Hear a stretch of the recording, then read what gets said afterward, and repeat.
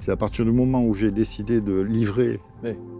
mes failles aux autres que Bien sûr. la vie est devenue plus belle et plus joyeuse. Toute ma vie à rechercher l'amour de mes parents alors que je l'avais. C'est dur de dire à son enfant je t'aime si on n'a jamais reçu le je t'aime. Hein. Donc c'est le burn-out. C'est un burn-out. C'est un burn-out, c'est-à-dire qu'un jour on n'est plus capable de faire 20 mètres à pied.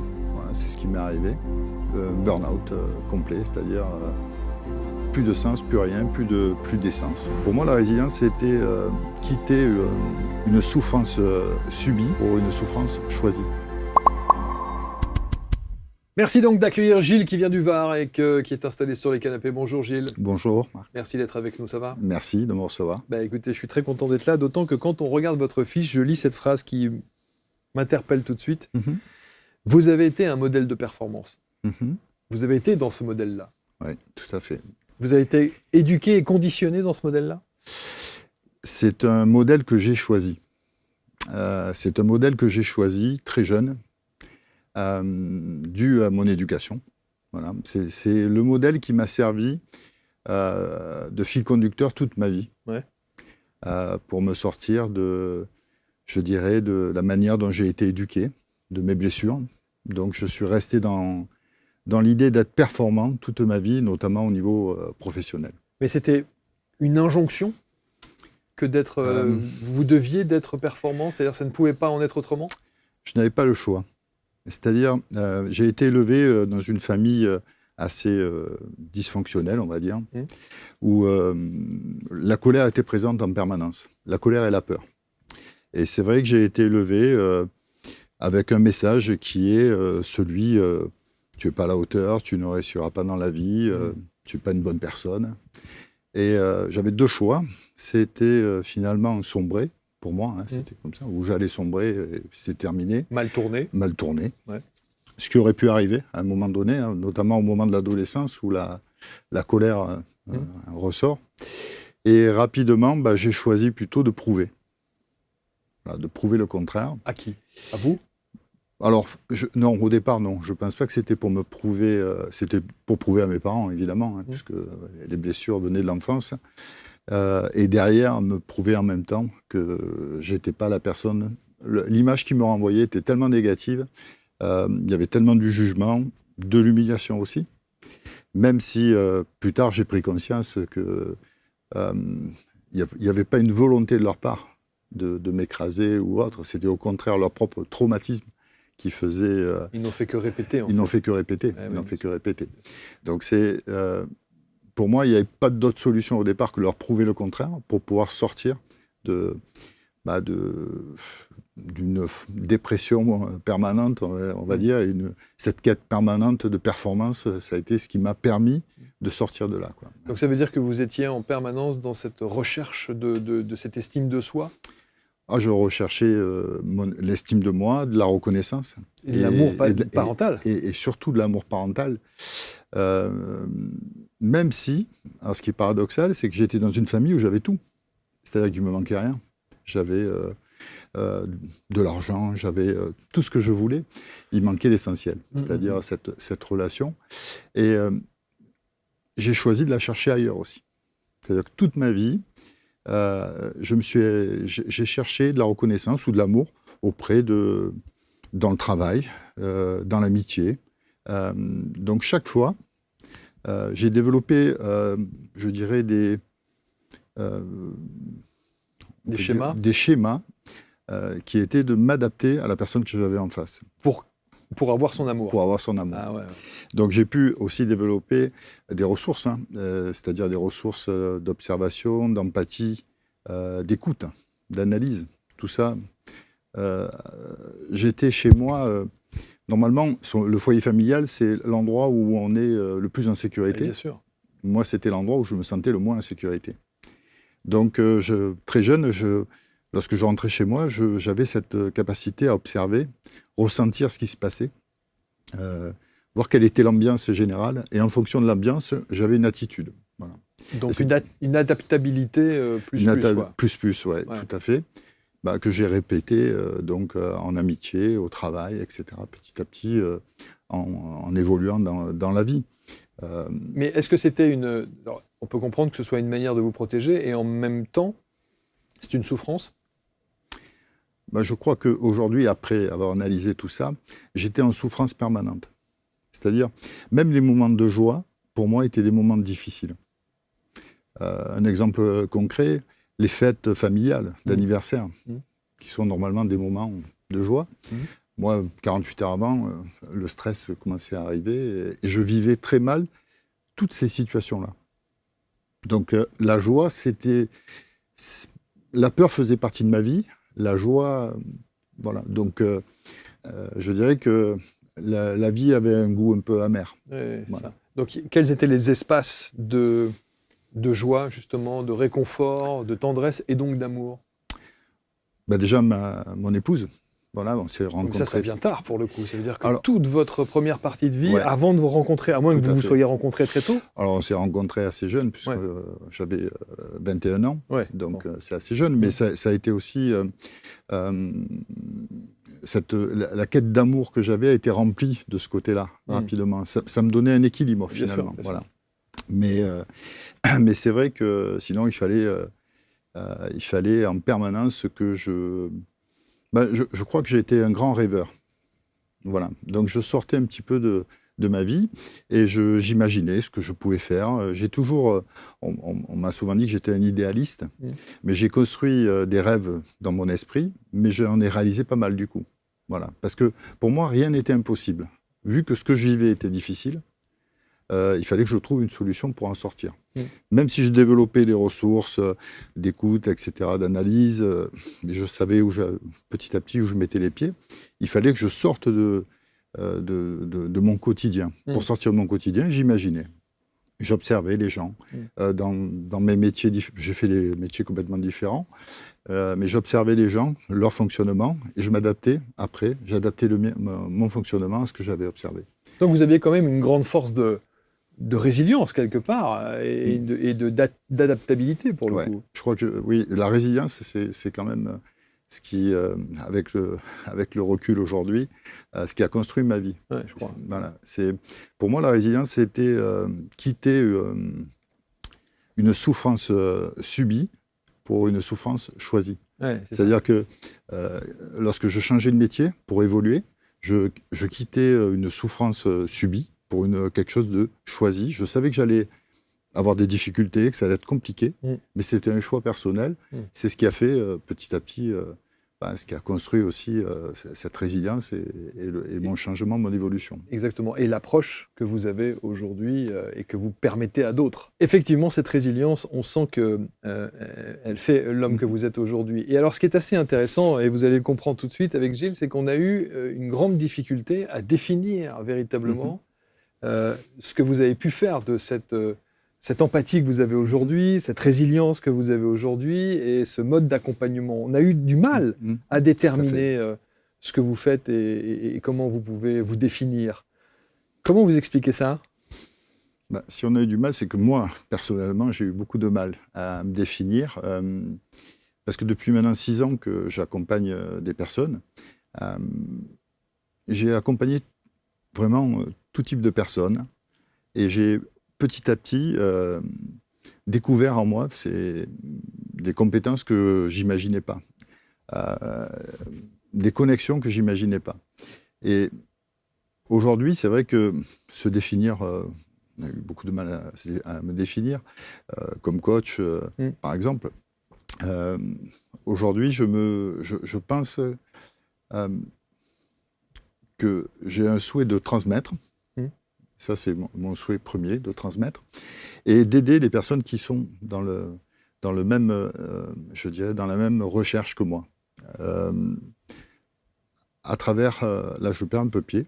Non, mais c'est intéressant, c'est de dire cette recherche-là, c'est ça qu'il faut définir. Que recherchent ces gens ?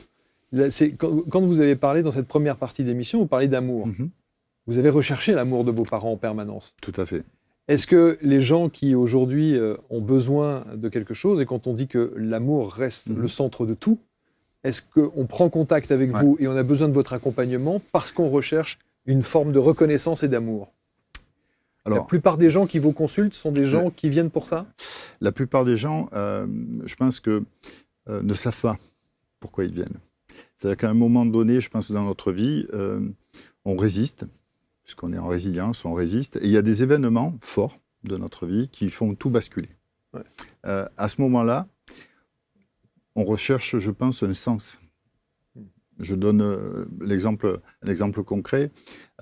Justement, moi, si j'ai cherché à prouver toute ma vie à mes parents que je n'étais pas le bon à rien dont ils parlaient, le jour où ils ont disparu, c'est ça. Il n'y avait plus à prouver quoi que ce soit. Il n'y a plus à prouver quoi que ce soit. Donc, quel sens retrouver finalement à sa vie? Et c'est à ce moment-là que j'ai fait un travail aussi personnel sur moi. J'ai appris aussi à exprimer les choses, parce que quand on subit ces traumatismes d'enfance, on a du mal à exprimer ce genre de choses. Et je pense qu'à travers les accompagnements que je fais, ce sont des gens qui arrivent à ce moment-là de la vie, et à travers nos échanges, à travers la capacité d'écoute aussi, ça c'est important, se mettre en connexion avec l'autre, et lui montrer un autre angle de vue sur sa vie, sur la façon dont il imagine les choses ne sont pas binaires dans la vie. On n'est pas c'est pas noir ou blanc. Des fois, dans le noir, on trouve des ressources, de la lumière, et dans le blanc, des fois, de l'obscurité. Donc, je pense que à un moment les gens arrivent à ce moment de vie, quel que soit leur âge d'ailleurs, puisque j'ai aussi bien des jeunes que des personnes plus âgées, à ce moment de vie où on recherche, mais quel est le sens finalement maintenant? Alors, revenons un instant justement sur, évidemment, vous parlez de la disparition de vos parents, la disparition d'un ami. Oui. Tout ça se fait assez de manière rapprochée dans le temps. Et alors, c'est là où ça va être intéressant de se dire comment, lorsque vous perdez vos parents, vous perdez pied quelque part. C'est-à-dire qu'il n'y a plus cette espèce de motivation, ce leitmotiv qui dit « Dans ma vie, je dois prouver à mes parents qu'effectivement, je suis quelqu'un de bien, je suis quelqu'un, etc. etc., etc. » Et donc là, vous perdez vos parents, vous perdez cet ami, et du coup, vous n'avez plus rien à prouver à personne. Et donc, qu'est-ce qui se passe? C'est une chute, d'un seul coup, il y a une perte de sens? C'est le burn-out. C'est un burn-out? C'est un burn-out, c'est-à-dire qu'un jour, on n'est plus capable de faire 20 mètres à pied. Voilà, c'est ce qui m'est arrivé. Un burn-out complet, c'est-à-dire plus de sens, plus rien, plus d'essence, plus rien. On ne comprend pas ce qui nous arrive. On aurait pu dire, pardon, mais on aurait presque pu dire que ça aurait pu être libérateur, quelque part. Même si, pardon, il ne s'agit pas évidemment de se réjouir de la disparition de ses parents, mais c'est peut-être de se dire aussi, enfin, je n'ai plus rien à prouver. Or non, vous ne l'avez pas pris dans ce sens-là. Non, tout de suite, non. Aujourd'hui, oui. Évidemment que c'est libérateur, puisque on quitte un espace de vie pour un autre espace de vie. Donc, c'est libérateur, mais dans l'instant, c'est violent.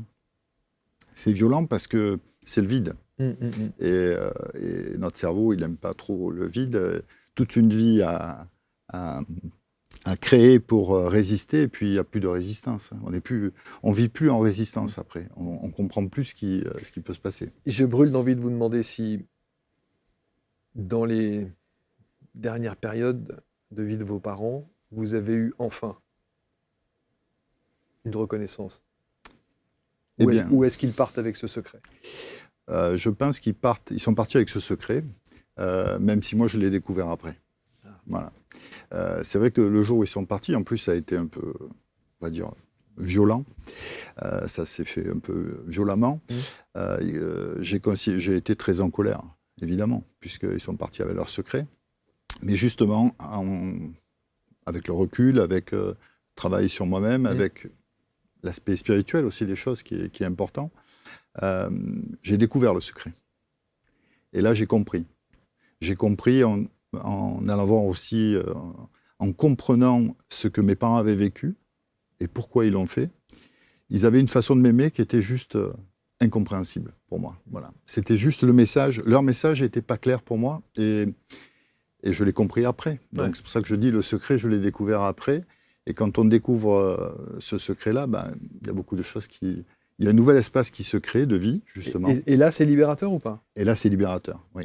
Mais je pense qu'il y a un travail à faire sur soi. C'est sûr. Et ce passage est très difficile. Ce passage est très difficile, mais il est je pense, obligatoire. Et quand on comprend après, tout s'enchaîne finalement. C'est-à-dire, toute ma vie à rechercher l'amour de mes parents, alors que je l'avais. Ça veut dire quoi? Ça veut dire que vous n'avez pas su l'accueillir? Alors, non. Le comprendre? Ils n'ont pas su l'expliquer non plus. Ils n'ont pas su l'expliquer surtout, non plus. Ouais. voilà, parce qu'un enfant, il s'imprègne de ce qu'il perçoit, il s'imprègne de ce qu'il voit, de ce qu'il entend. Mais ça reste un enfant. Bien sûr. Voilà. Donc, je pense que le rôle des parents, je crois qu'on dit, ils étaient responsables, mais pas coupables, finalement, de ça. Mais c'est de leur responsabilité. À aucun moment, il faut remettre la responsabilité sur soi.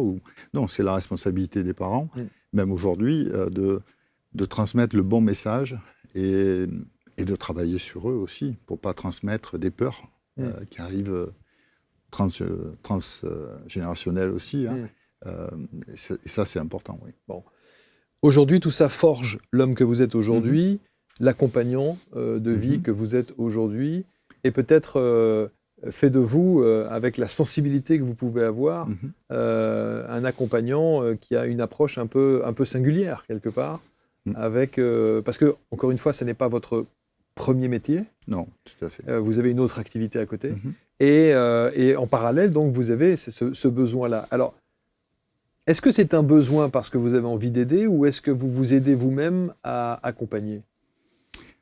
Au départ, en effet, c'est un besoin personnel. Parce que je suis dans une démarche personnelle et je découvre des choses sur ma vie, sur ce que j'ai fait, beaucoup de choses, des ressources, etc. Et puis je me suis rendu compte que toute ma vie, je me suis appuyé sur la même chose, sur mes qualités d'écoute, de communication, d'empathie. Et ça, je l'ai développé dans tous les métiers que j'ai faits, parce que j'ai fait des métiers différents, et je me suis chaque fois appuyé là-dessus. L'écoute, la reformulation, l'empathie. Je me suis dit, à un moment donné, ça, tu dois le mettre au service des autres. Des autres. Je veux dire, voilà, et c'est ce que j'ai commencé à faire maintenant, il y a 6 ans. Et c'est un besoin aujourd'hui, mais qui est plus orienté vers moi. Voilà, ça y est, vous avez passé le cap. J'ai passé le cap, oui, tout à fait. Okay.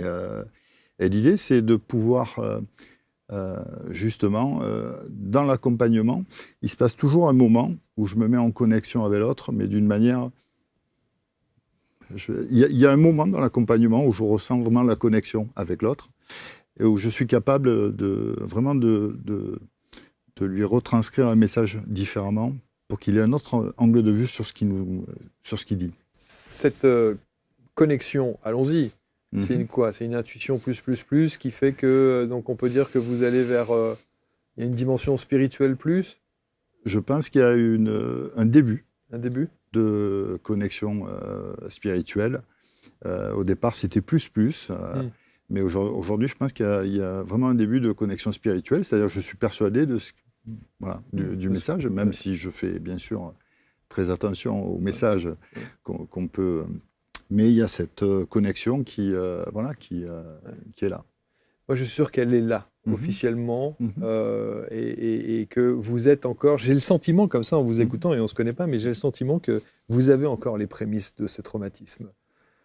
Qui fait que, même quand on commence à parler de cette dimension spirituelle, vous restez encore un peu en recul là-dessus. Alors qu'on comprend bien, au travers de ce que vous nous racontez, que cet outil spirituel qui vient vous aider dans l'accompagnement que vous préconisez, il est bien présent, quoi. De toute façon, c'est ce que je dis toujours, les traumatismes, toute ma vie, je sais que je vivrai avec ces traumatismes-là. Je les ai décortiqués, c'est ce qui fait ma force aussi aujourd'hui. C'est sûr. Donc, par contre, ce sont des choses qu'on ne maîtrise pas et que moi, je ne cherche plus à maîtriser aujourd'hui. Ouais. Voilà. Même là, je sais, forcément, traumatisme d'enfance, l'humiliation, l'injustice, Aujourd'hui, je prends, en étant ici, mon traumatisme, il vibre en moi, quelque part. Je m'expose, donc forcément, c'est compliqué. Bien sûr, bien sûr. Mais Mais vous n'êtes plus dans la demande de légitimité. Non, aujourd'hui. Vous n'avez pas besoin de cette légitimité. Non, aujourd'hui, j'ai vraiment. Je sais qui je suis. C'est ça. Voilà. Et ça, c'est le plus important. Parce que vous avez travaillé pour, vous avez travaillé sur vous, etc. J'ai travaillé sur moi pendant, bien sûr, quelques années. Ouais. J'ai fait aussi des formations importantes, notamment en communication non violente, qui permet d'exprimer vraiment son ressenti. Hein. C'est ça qui est... On ne nous apprend pas à exprimer ce qu'on ressent. Et c'est vrai que ça permet aussi, dans l'accompagnement, je m'en sers énormément, de faire exprimer à l'autre ce qu'il ressent. Par exemple, un exemple concret, sur quelqu'un qui me disait « je me sens frustré ». J'ai dit « mais tu peux me donner autre chose que frustration ?» Mais non, je me sens frustré. Et on a des petites listes en communication non violente avec du vocabulaire. Et je lui ai demandé de regarder et d'écrire. Il a écrit une dizaine de mots. Donc... là aussi, c'est important de savoir exprimer ce qu'on ressent à l'autre, ou déjà, oui, de soi-même savoir ce qu'on ressent, je crois que c'est le plus difficile. Encore une fois, hein, quand on est dans des traumatismes d'exposition ou autre, on bloque tout. Voilà, on ne veut pas montrer à l'autre qui on est vraiment. On prend son masque et on se dit, voilà. Et c'est vrai que moi, j'ai été très fort là-dessus pendant des années, à montrer... une version de moi-même, voilà. Et puis j'étais très bien protégé, puisque, voilà, par cet égo, on va dire. Ouais. Voilà. On dit souvent que dans le développement personnel, il y a une façon de faire, un procédé qui revient régulièrement, c'est d'être capable de se regarder dans une glace et de dire à quel point on s'aime. Oui. Vous êtes capable de le faire, ça? Aujourd'hui, oui, je suppose. Aujourd'hui, oui, mais, ça a dû être un cheminement, ça. C'est un cheminement, et en même temps, des fois, on peut se le dire et se mentir. Oui, le dire en conscience. Il faut le dire en conscience. Oui, bien sûr. Et se le dire en conscience, aujourd'hui, de considérer que, entre guillemets, qu'on est un mec bien, et puis que, voilà, ça c'est... Je dirais que se le dire, c'est important, mais en même temps, il faut ressentir les choses, quoi. Et pour ressentir les choses, je dis toujours, c'est autour de soi. Et autour de soi, quand on a changé, tout change autour de soi. Vous l'avez vu, ça? Moi, je l'ai vu, ne serait-ce qu'à travers des relations de 25 ou 30 ans. Mon changement a changé complètement les relations que j'avais avec des amis de 25-30 ans. Au risque de les perdre?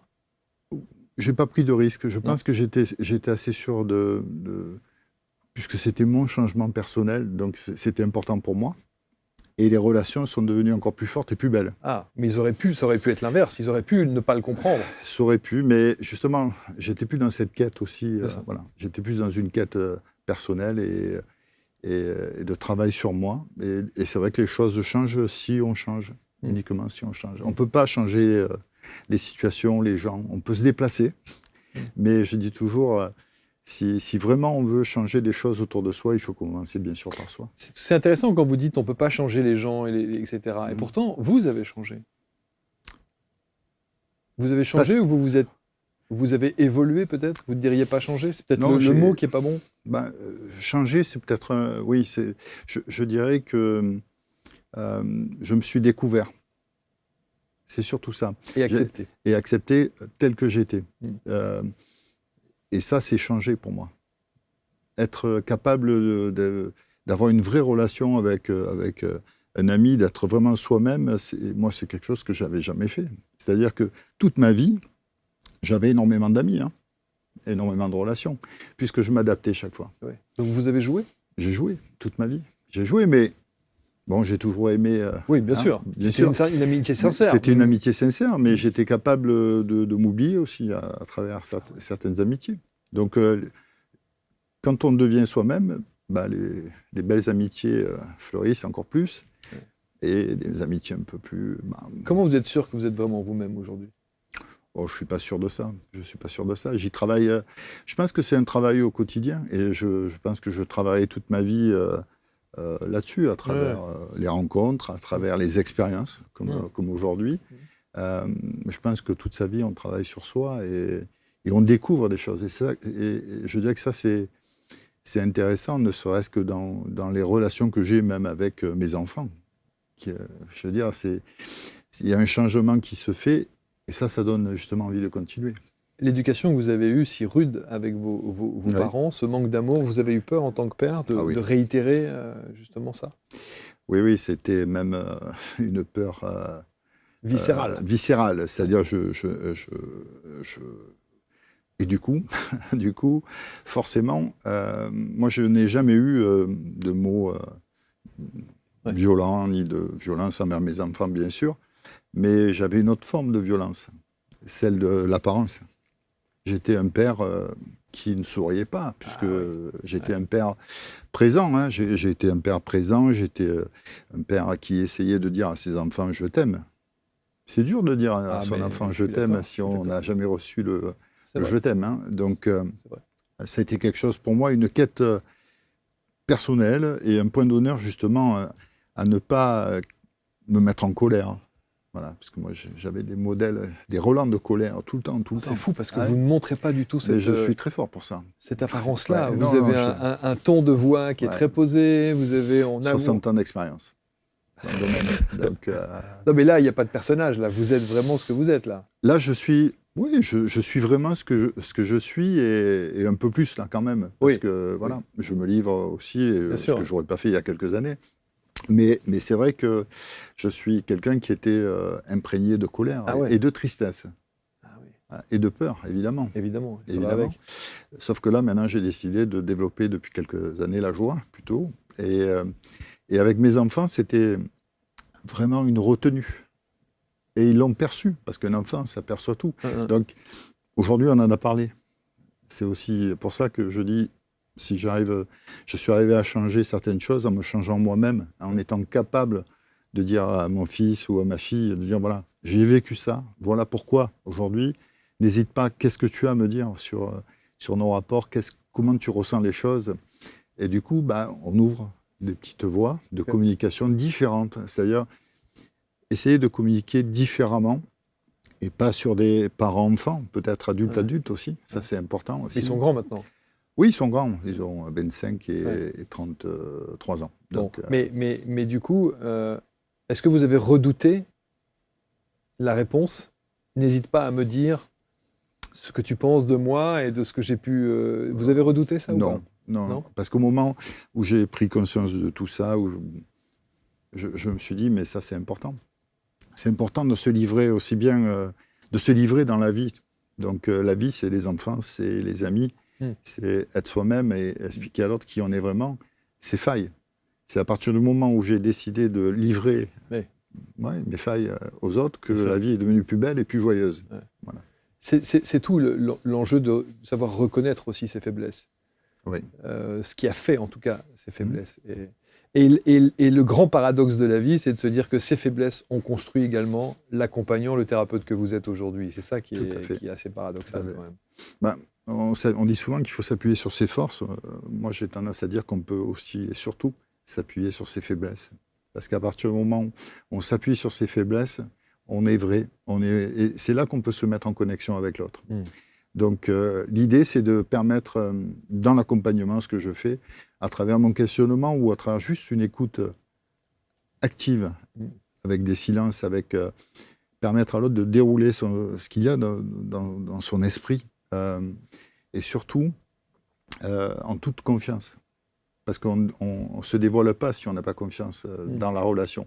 Et tout l'intérêt, c'est de se mettre en connexion, de comprendre qu'on ne prend pas de risque à se dévoiler, à parler de ses faiblesses. Et je pense qu'à partir du moment où on arrive à évoquer ses faiblesses, ses difficultés, et avoir de l'émotion, finalement, laisser son émotion transparaître, c'est à partir de ce moment-là qu'on peut commencer à reconstruire quelque chose.